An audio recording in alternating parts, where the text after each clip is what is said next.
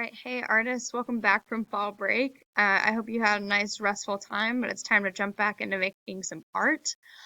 So for this project, since it's closer to Halloween, I wanted to do something a little spooky, something a little educational at the same time. So what we're going to be doing is learning about Egyptian death masks or just Egyptian funerary masks. Um, so the ancient Egyptians, if you've ever studied them before, were really, really, really interested in what happened to them after they passed away. Like where they went kind of like um what was going to happen to them in their version of heaven. So they, along with that, to help them through that transition into the afterlife, they had a very elaborate burial process. If you guys have ever seen those mummies, they really, really did that. I'm going to be posting another video about that mummification process. It was really extensive. It took almost like 90 days to do. It wasn't just like you wrapped up the body and that was it.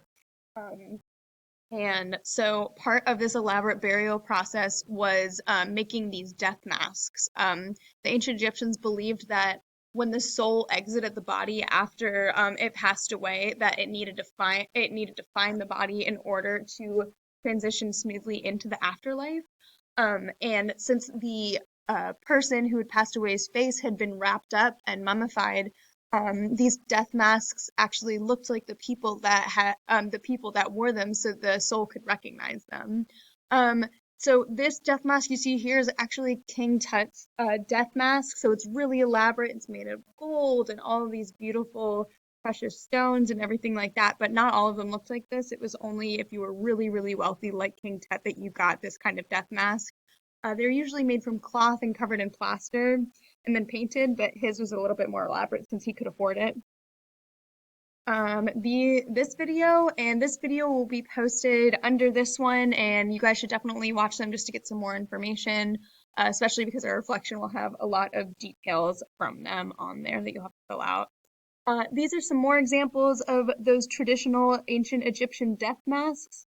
There are a lot of features that there are a lot of variations of the features, but as you can see, they look pretty similar with color use of gold, and here are some other similarities. They all have some sort of animal symbol towards the top. Well, not all of them, but they have an animal symbol somewhere on there. On King Tut's death mask, he has, as you'll see in one of the other videos I posted below, he has a serpent and a bird, and they represented Upper and Lower Egypt, which he ruled over both. Egypt was actually split up by the Nile River, if you guys have ever heard of that. The Nile the ran through Egypt, and actually at one point, all of the people that were alive in Egypt lived on one side of the Nile, and all of the burials took place on the other side. And they were called the Upper and Lower Kingdoms. So these two symbols on the top of the pharaoh's headpiece here, it's actually called a nemes. The two animal symbols on the top of his nemes were representational of his ruling over both sides of Egypt. This crown right here, as you can see in the other death masks, is called a nemes, and it's kind of like if you see the Queen of England wearing a crown. This is the ancient Egyptians' version of that crown that's showing royalty. It's called a nemes. Another feature that you could see with all of these death masks is the eyeliner. Um, Both men and women in ancient Egypt wore eyeliner. It wasn't just for men in makeup has spanned thousands of years. It's not just a recent TikTok or Instagram trend.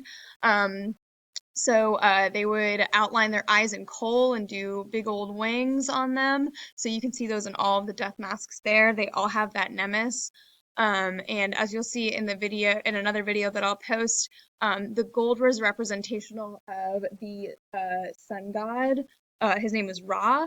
Um, the ancient Egyptians were very, very into their gods. They were a polytheistic religion, which means they had many, many gods. So they had a god for the sun and the moon and all of that stuff, a god of the afterlife, different things like that. So the sun god was like their main guy. And so it was said his skin was gold. So that's why everyone's skin is gold. And then the blue stripes represented like the sunbeams going through the sky. So that's why you got that there. There was also a lot of symbols in ancient Egypt. Obviously, if you know about hieroglyphs, this is like the alphabet, this is their basic alphabet. As you can see here, and on some of these other guys, there are a bunch of different symbols. So here are just some letters, and then on this slide we have some actual words. There are languages like Chinese or Japanese and different things like that, where instead of one single marking being a letter, it's actually representational of a word. So, you guys, I'm also going to be posting this presentation on the Google Classroom just as is, not with me talking over it, so you guys can go back to it because you guys are going to be making your own death mask um, for kind of like a Halloweeny thing. So you're going to create a sketch of what your death mask would look like if you were an ancient Egyptian pharaoh. So you want to have that crown and some other traditional features like the eyeliner, the Egyptian crown called a nemis, that's Nemis, and different kinds of patterns like you see here on this death mask. You have to include at least 3 Egyptian symbols, just like I left on the PowerPoint for you. Also, include some personal features that would make your death mask you. I will be posting my sketch of my death masks for you guys to see, but for those of you who haven't seen me in person, I do wear eyeliner every day, so I added my kind of eyeliner instead of the ancient Egyptian. I added my favorite pair of earrings and some other imagery about myself. Make sure you guys can use whatever materials you have at home, but in school, for at least our sketches, we're using Sharpie and colors like crayons and markers. Please email me with any questions that you may have, and please watch the other 2 videos that I posted with this one in order to fully understand the project. All right, happy making, guys.